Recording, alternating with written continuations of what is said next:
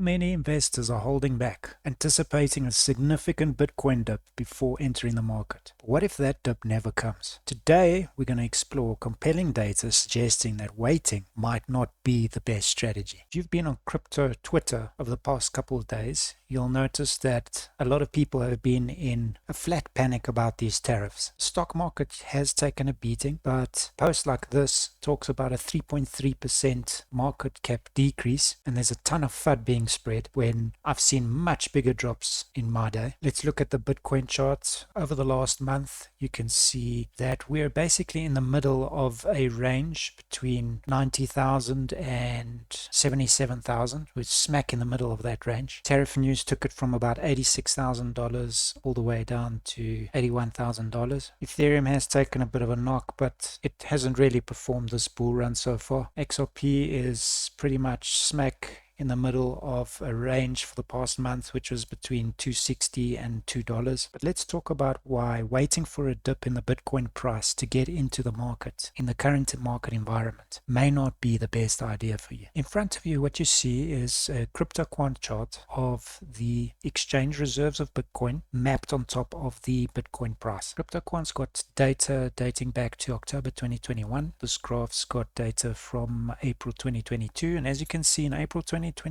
3 years ago, the price of Bitcoin was 39,500 and exchange reserves were 3.2 to 3.3 million Bitcoin. Fast forward the chart to March 2025 and you'll notice that there's 2.5 million Bitcoin exchange reserves and the price was 86,000. So what does that mean for us? Well, the price has literally doubled with a decrease in exchange reserves of 20%. As this asset becomes more scarce on the exchanges, the price is bound to increase. There are about 500,000 Bitcoin less on exchanges today as there were 3 years ago. So the reference data shows that Bitcoin exchange reserves have plummeted to their lowest levels in years, signaling increasing investor confidence in holding the cryptocurrency long term. But who are these investors? In the month between January and February alone, 51,000 Bitcoin were withdrawn from major exchanges. That's been driven by institutional whales and spot Bitcoin ETFs.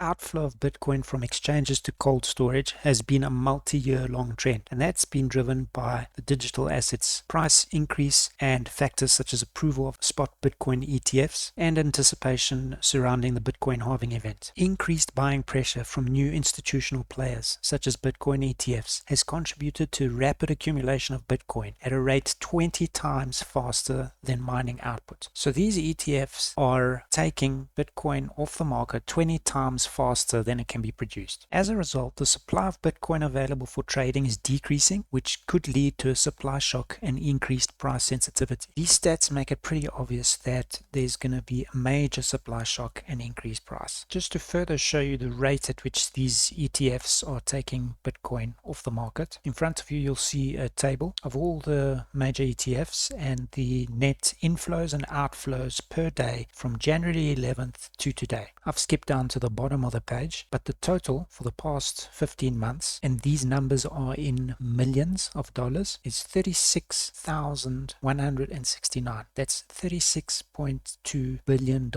in 15 months that ETFs are pulling off of the market. They're buying Bitcoin and they're taking it off the market, and they're going to just carry on doing this. The next thing I want to talk about is the Bitcoin halving and their impact on supply. And for those of you who don't know, every 4 years the Bitcoin network undergoes a significant change known as the halving. It's a process that reduces the rewards for mining new blocks by half. After the first halving on November 28, 2012, when the mining reward dropped from 50 Bitcoin to 25 Bitcoin, Bitcoin's price skyrocketed from $12 to $1,075 within a year. That's 88 times the price. Second halving on July 9th, 2016 exhibited a similar pattern. The reward fell from 25 Bitcoin to 12.5 Bitcoin. Bitcoin experienced a 294% increase from $650 to $2,560 over the following year. The third halving on May 11th, 2020 saw Bitcoin's mining reward drop to 6.25 Bitcoin and its price climb from 8,727 to approximately 55,847 by May 11th, 2021, which was exactly a year after, saw a gain of 540%. So the events suggest that there's diminishing returns, although the percentage gain following following the third halving was greater than after the second, and that was influenced by the Federal Reserve's increase in the money supply. However, the trend reversed when the Fed began its cycle of rate hikes in March 2022. Let's look at the Bitcoin chart, right? So in the last halving, which was April 2024, Bitcoin price was $65,000. Today, it's sitting at $83,000. That's a 27 to 28% increase from the halving, and that's after a year. Do you really think